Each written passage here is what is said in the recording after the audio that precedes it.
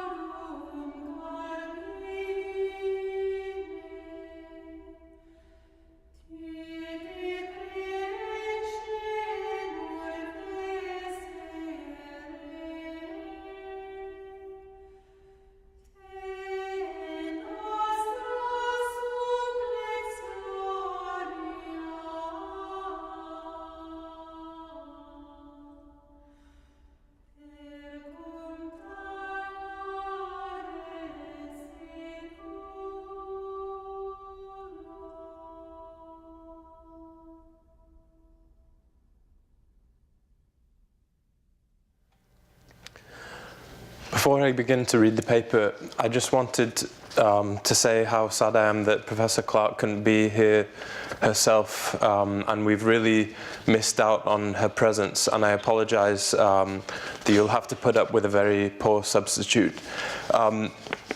My only hope is that in reading this paper, I can just get out of the way and hopefully be a channel to something that really transcends me, much as a traditional craftsman would do. So here's the paper. Bismillah. Good afternoon. It is a great privilege to be invited here among such august company. Many years ago, one of the first times I was fortunate enough to hear Dr. Nasser give a lecture. He spoke about music being the most interiorizing and powerful of all the arts, since it bypasses the mind and goes straight to the heart. So I played the Vespers hymn, O Lux Beata Trinitas, the composer of which is anonymous, in order to bypass the mind and open our hearts. just as Bach's cantatas were sung every week in church to prepare the congregation for the words of the sermon.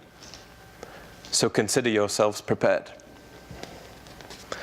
The title of my paper is "What is Sacred Art? And is there still a place for it in our increasingly secular world today?" "You cannot talk about the sacred," John Tavener wrote, "unless you also talk about God, the presence of God. The presence of the divine is the initial and ultimately unique presupposition of the sacred, because without that presence, there is no sacred anywhere." He continues by saying that the whole purpose of sacred music, and I would add all of the sacred arts, including architecture, painting, sculpture, poetry, and so forth, must be to lead us to the threshold of prayer, or to the threshold of a true encounter with the living God.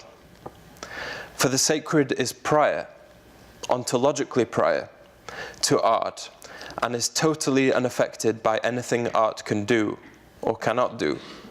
Although, of course, if it does possess a sacred quality, it can certainly help us to renew our awareness of the sacred. An icon, for instance, as the one you saw in the previous slide, is not art. It is beyond art, because it is a real presence that we venerate, a still, almost silent presence looking tenderly at us, helping us to pray, and lifting our minds and hearts above this earth, where we are in exile for a short time, into heaven, our true homeland. And although the icon here is only a slide, a reproduction, I think one may be able to discern something of that still presence that John Tavener is referring to, a presence that many of us like to bring to our own places of prayer or meditation, to help us out of worldly preoccupations and give us support for the interior life, and, as he says, renew our awareness of the sacred. This presence takes many forms depending on the sacred tradition in question, examples of which we will look at this afternoon. In fact, what Tavener is saying in the long quotation given above, that the sacred is unaffected by anything art can do, accords with my teacher in this field, Dr. Keith Critchlow, an old friend of Dr. Nasser, master geometer, architect and artist, who preferred to say arts of the sacred rather than sacred art, since the art itself is the vehicle, the formal vessel for that which is beyond art. It is the bringing into form of that which lies beyond form. Indeed, perhaps one could say that all the great religions are the different expressions of the bringing into form of the one underlying religion, the perennial philosophy, that universal and timeless beating heart of all that is considered sacred. So perhaps before we continue, we should define our terms, sacred and art, a little more clearly, continuing from what Sir John Tavener has said. Dr. Nasser has written about primal terms such as beauty, truth, goodness, and God. That is, they are principial concepts and are not derived from other words or concepts. The word for God in Arabic, Allah, has no roots. It is a reality without a root, and maybe one could say that the word sacred is similar, because although it comes from the Latin sacrare and Old French sacrer, it is referring to the eternal, absolute, infinite truth as it manifests itself in our world. This, fundamentally, is what we mean when we speak of the sacred. It is not simply a philosophical concept or an abstract theory, but is a reality, the divine reality. So what does this mean in relation to art? A word, the true meaning of which seems to have been lost today, and certainly grossly misused.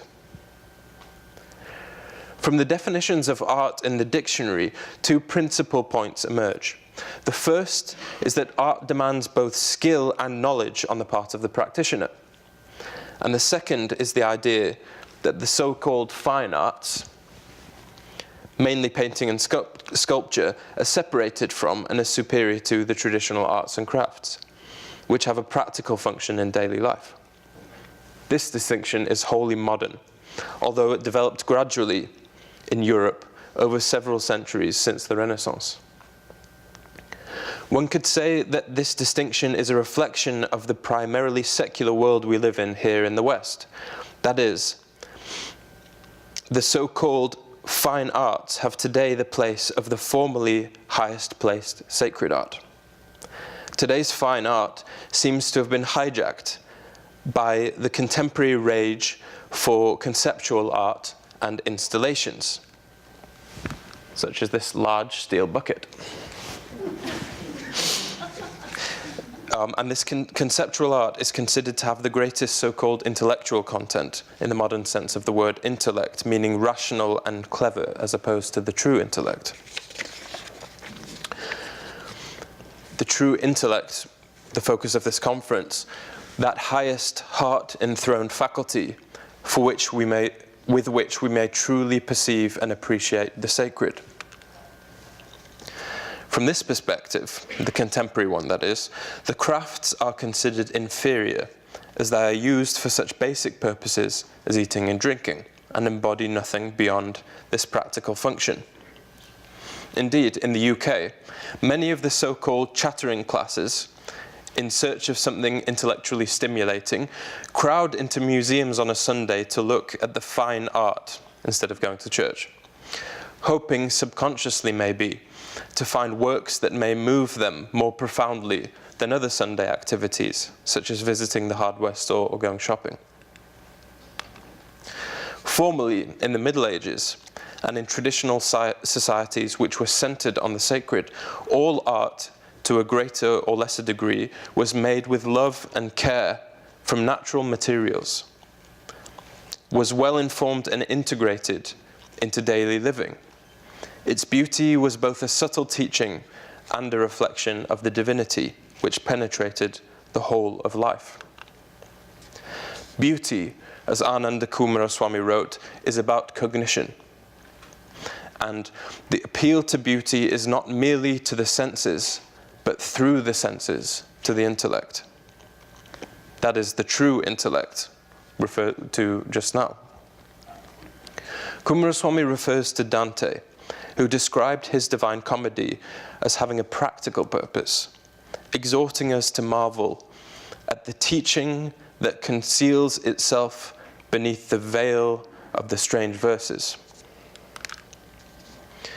It is clear that the kind of art we were speaking about here was neither an individualistic, subjective experiment, nor was it a luxury for the wealthy elite.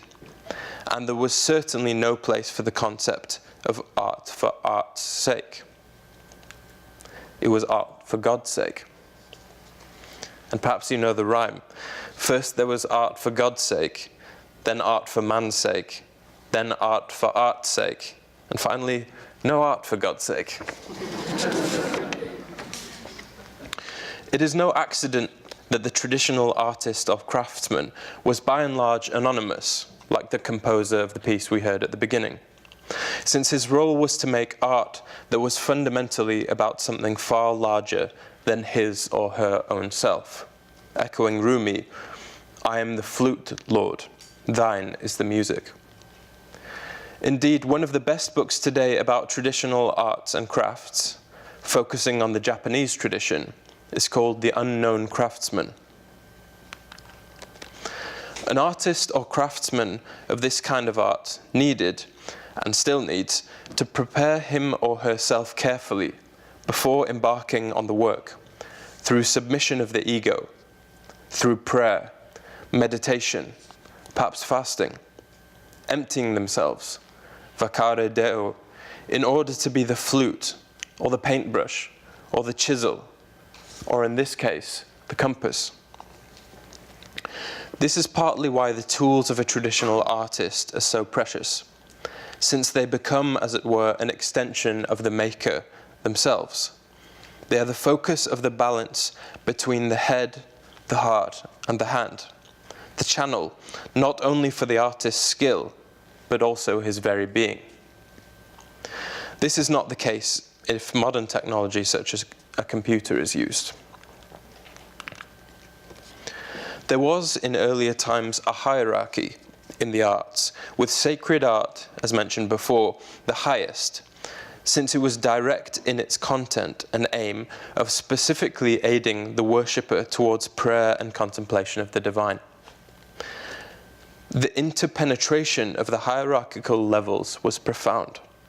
The symbolic language, which we will come to, central to such art, being an indication of other subtle levels of meaning, all ultimately connected to divine unity. Unlike the traditional arts which formerly surrounded us in daily life, sacred art is rather set apart from the world. It is awe-inspiring, and is, as Frithjof Schuon writes, the object of veneration and awe. It is the reflection of something eternal, and therefore indestructible. Such art is a true window onto heaven. And as the great 20th century authority on sacred art, Titus Burckhardt, writes, it sets up against the sermon, which insists on what must be done by one who would become holy, a vision of the cosmos which is holy through its beauty. Traditional art radiates something of this sacredness into the world in an indirect, intimate manner, through, for example, sitting on a beautiful woven Eastern carpet. To be more rigorous, let us ask the question, how does sacred art actually do this? How does it bring the presence of the celestial into the material? We can all recognize its most magnificent examples, such as here. The brief answer is through upholding three main principles, as outlined by Frithjof Schuon in his brilliant essay, The Principles and Criteria of Art. First, content. The subject of the artwork itself must be sacred, following, as he says, a canonical model, such as, for example, the slides shown earlier of the Virgin Mary, the Buddha, and Shiva here. Second, through the style or outward form, that is, the hieratic discipline and canons of a tradition. And third, through the symbolic language inherent within form. For example, a statue of Christ or Buddha may make certain gestures and not others.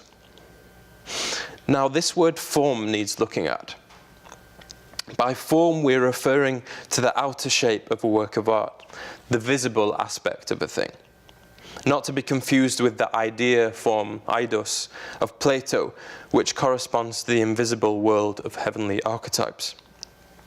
Form is closely related to the third principle, symbolism, since, as Titus Burckhardt writes, when historians of art apply the term sacred art to any and every work that has a religious subject, they are forgetting that art is essentially form.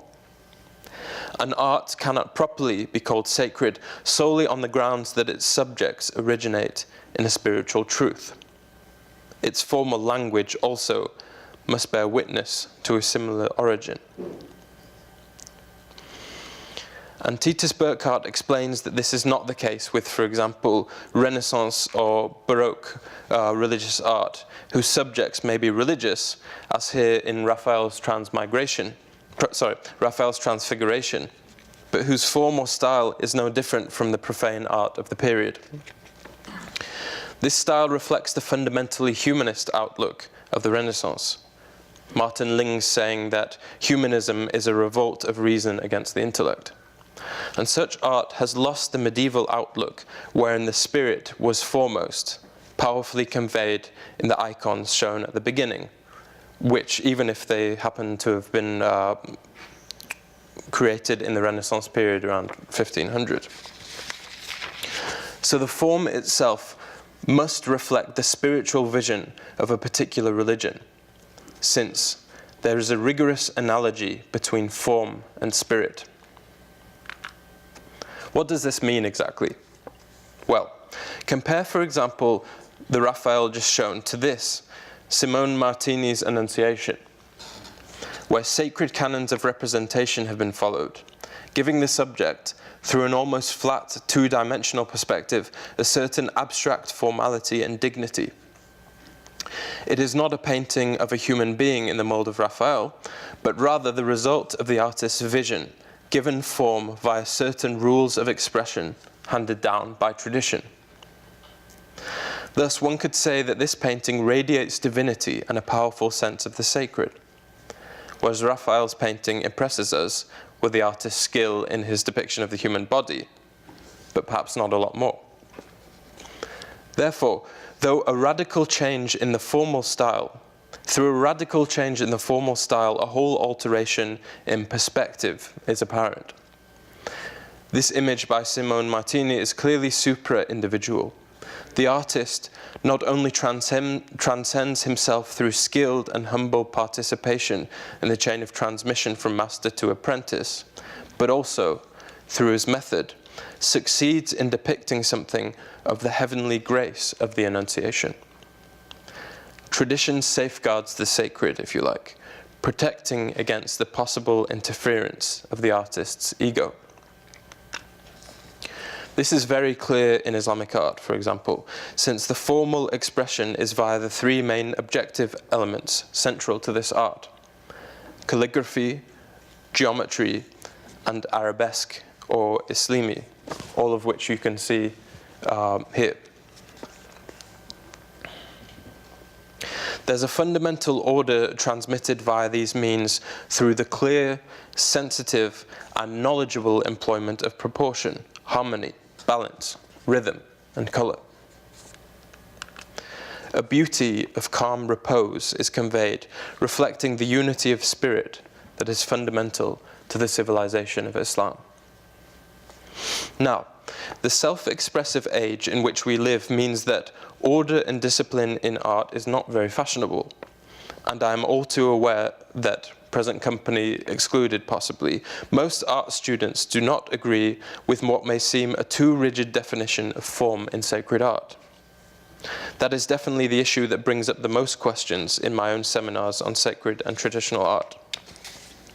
Students will say, but I find this one moving more sacred than the other, referring to, say, the Raphael or Michelangelo, or closer to our own era, Mark Rothko, for example, a 20th century favourite that many art lovers find deeply moving and perhaps spiritual.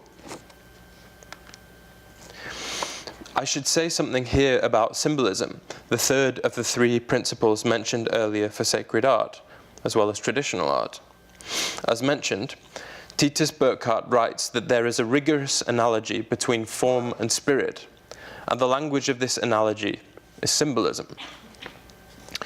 It is, of course, not one-dimensional, literal signs we are referring to here, such as a lion representing royalty, but rather the many-layered, timeless symbols which lead us from the here and now back to the eternal archetype.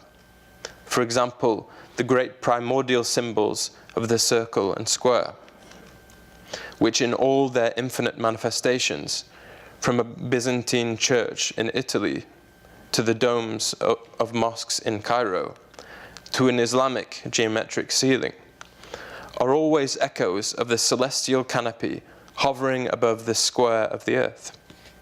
In fact, Titus Burckhardt writes that all sacred architecture is the transformation of the circle into the square.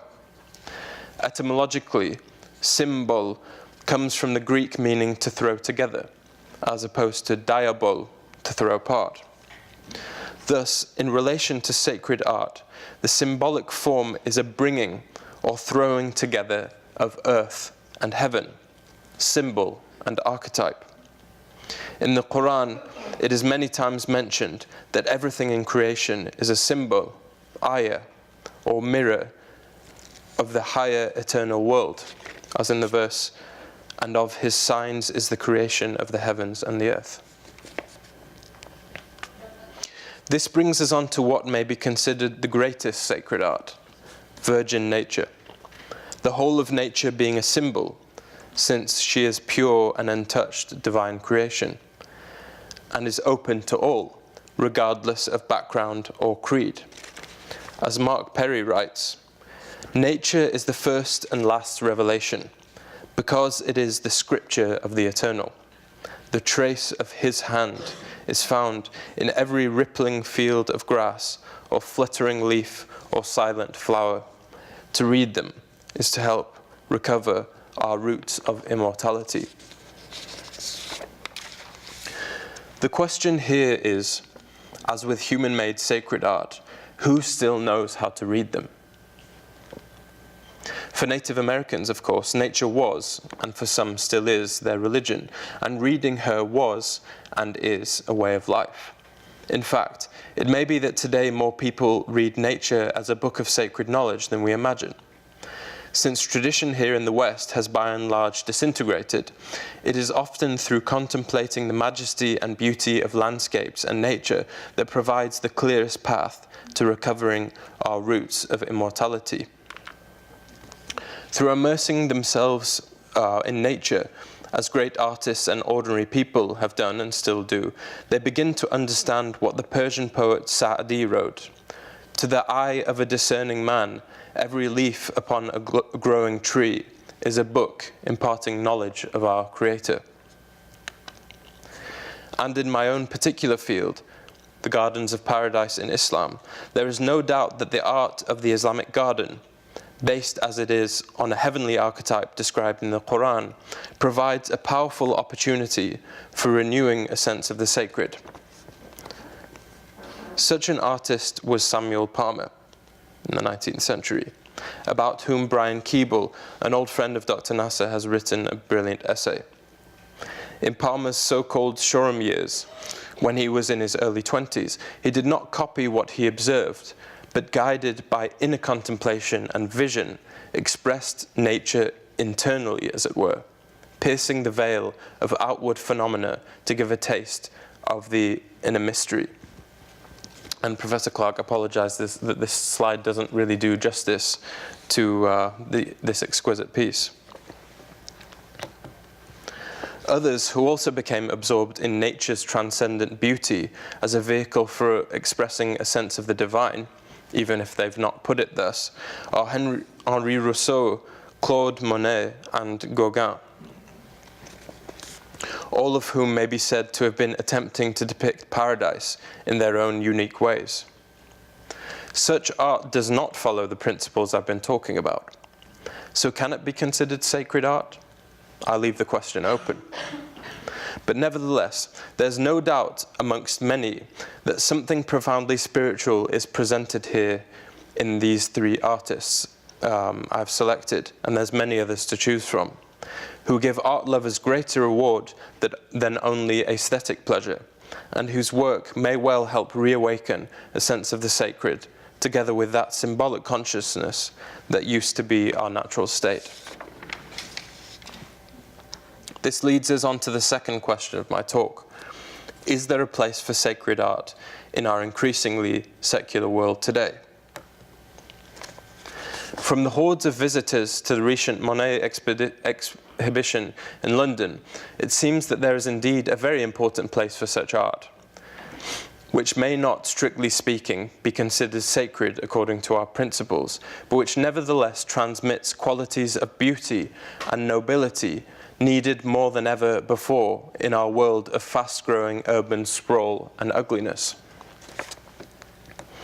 I've recently returned from a field trip to the Alhambra and general life in Granada, Spain, with our students from the Prince's School of Traditional Arts. The Alhambra is one of the most visited sites in Europe, over 6,000 people per day. It is worth asking the question, why do so many people flock here? What is it about these buildings and gardens that draws them? They come for the exquisite and almost intimate beauty of the palaces and gardens, yes, But is there not something more within this spectacle that moves them? As Dr. Critchlow has observed, most visitors seem to walk around the Alhambra in a state of bewilderment. Outwardly, the Alhambra is a series of palaces designed mainly between the 13th and 15th centuries for the Nasrid sultans and their families, as well as a show for petitioners and other rulers. But the extraordinary harmony and ambience of peace and stillness that penetrates the whole, in spite of the crowds, speaks of something deeper. The outward beauty reflects an underlying unity of vision steeped in the divine mystery. And there is no doubt that even the bewildered have an inkling of this. And thus they keep on coming, their hearts opened, a sense of calm and centeredness descending, even if only temporarily. Tourism is big business today. It developed from the Grand Tour in the 18th century, which the more affluent young men, for it was largely men, were sent on in order to broaden their knowledge of art, language, and culture in Europe. But what is tourism if not a search for the sacred, a disguised pilgrimage, a journey to the heart, if the traveller only knew? I mean, how often do you see travel advertisements with images of modern buildings? Most adverts feature monuments that are not only ancient and beautiful, but were originally constructed for sacred reasons. Like the bewildered tourists who trape around the Alhambra, vast numbers also visit the Taj Mahal. Again, why do they go? Outwardly, the Taj Mahal was built by Shah Jahan for love of his wife, who had died in childbirth. But it is, of course, far more than that. Like the Alhambra, it was built for one reason only. Did they but know it? For the glory and love of the Creator. Thus, even if people have little knowledge of sacred art, or even an awareness of the sacred, such monuments are still vitally important today. Indeed, even more so, it could well be argued. They have the potential to open up the hearts of the more sensitive and discerning, helping to lead them back, for however short a time, to a state of serenity and recollectedness. What we also need more than ever, as Ananda Coomaraswamy argues in his essay, Why Exhibit Works of Art, is a good guide or docent who is not afraid to explain that such works of art are about God. A word, Coomaraswamy says, was not mentioned in polite society anymore.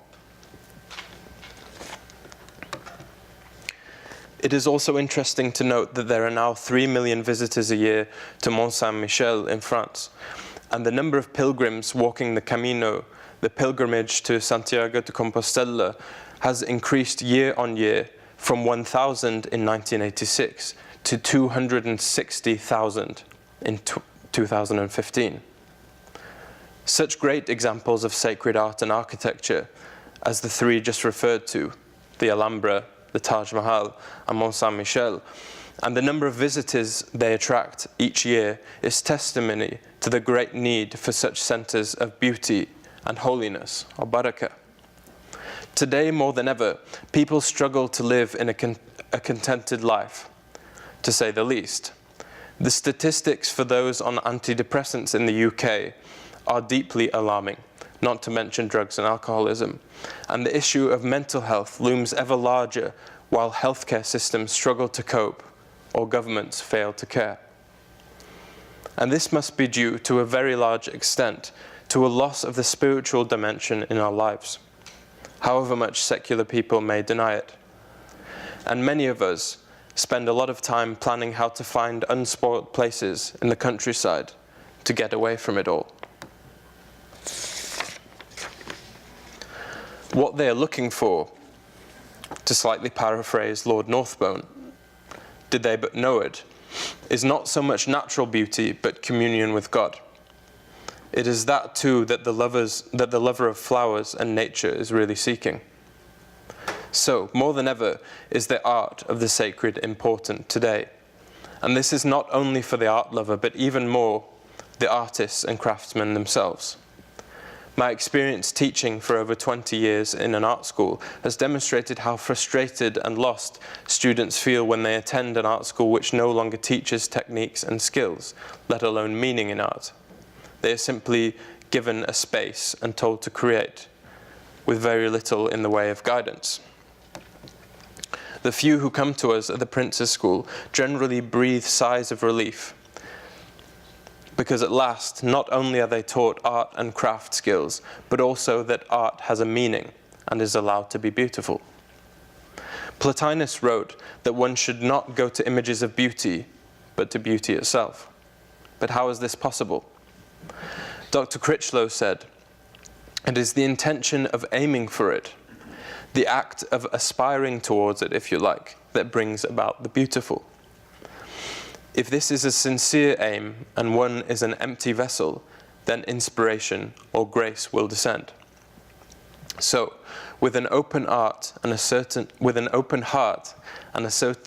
humility, just as the material on which the artist is working is transformed into something beautiful, so may the soul also be transformed.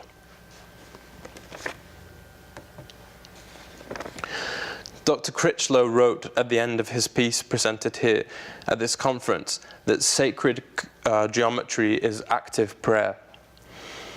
And thus what is key to keeping alive sacred art is action or practice.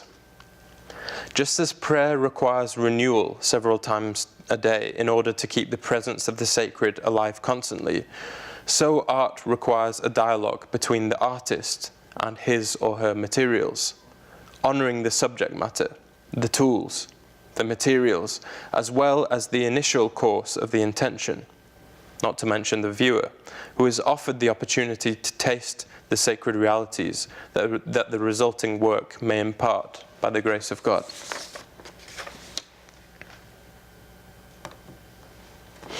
I watched an interesting documentary a few months ago about the convent of San Marco in Florence, where Fra Angelico painted some of his most famous, beautiful and sacred images. In each of the former cells was one of his exquisite frescoes, no longer kept alive by the praying and meditating monks. Today these images are a silent presence and perhaps welcome the visits from the serious tourist, the pilgrim, who may benefit from such serene and moving works of art and come away with renewed inspiration themselves for contemplation and prayer. There is no question that there's a place for the arts of the sacred today. True sacred art is impersonal and objective, and for this one needs the authority of tradition. On the lower level of individual subjective opinion, what we all consider to be sacred may vary enormously. But it is always useful to remember the principles we looked at as a guide for discernment, in all art, in fact, not only that of the sacred. Importantly, true sacred art may help us to know ourselves on a deeper level, to help us understand what it means to be human, and remind us, as Hamlet says, that there is a divinity which shapes our ends. Rough hew them how we will. Thank you.